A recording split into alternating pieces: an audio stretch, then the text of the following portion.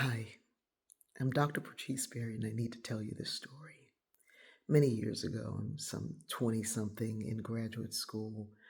I'm over at the Pan African Studies Department because I hear that there's this brilliant psychologist coming to lecture.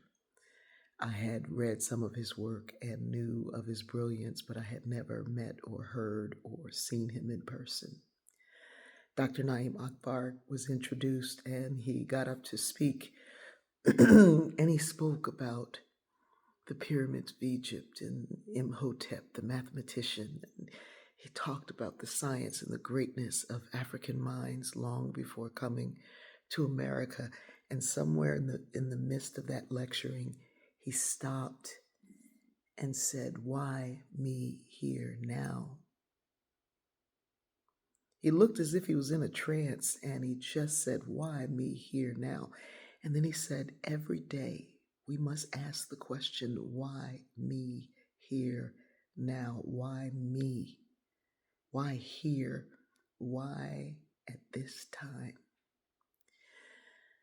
That question framed the way I live my life. Why me here now became a mantra when I entered a room, when I left the room, when I walked down the street, when I questioned the validity of whatever it was that I was doing. Why me here now became my guiding thought. It became the way to see into my own purpose, my own existence. Why me here now? Dr. Naim Akbar was a little bit older than the rest of us in the room. He's this brilliant professor already, and he poses this question that would shape my life. Years later in a podcast, I told him, we had an exchange about that question, and he said, "Here's the interesting thing. I would prepare my notes, I would meditate on my notes, I would pray and ask God and the ancestors to guide me, and I'd leave room knowing that what I brought was what I was bringing, but there was always more." And he said there would be these things that would come through him and come forth from him that he hadn't planned, that he didn't know. And so when we talked about that, why me here now, he said, "I don't even remember it. I know it's true, but I don't remember saying it," because it was something that was brought forth from him. And the power of that I experience on a daily basis. Yesterday, I was asking why me here now. Was running around doing some errands. My manager is here in town, so we're doing things for Story Conference because it's happening. It starts tonight, this evening, and we're having breakfast because the place that we're really going to is not open yet.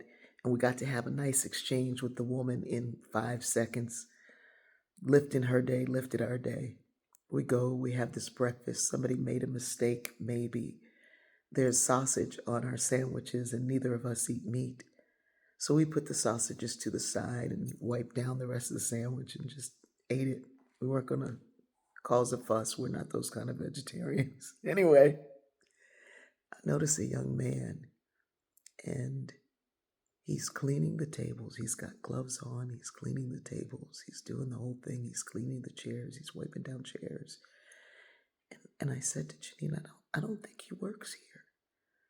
I don't think he does. She said, "Well, he's got gloves." And she said, "He doesn't have on a uniform, and he has a backpack over in the corner." And I said, "I don't think he works here." I noticed him going from table to table. She said, "Well, he started behind you, came all the way up." Nobody who worked there was saying anything to him. And I paid attention, and I said, "Why me here now?" And I looked closer, and I could see. And I went up to the woman who worked there before I bothered him. And I said, "Does he work here?" I said it softly.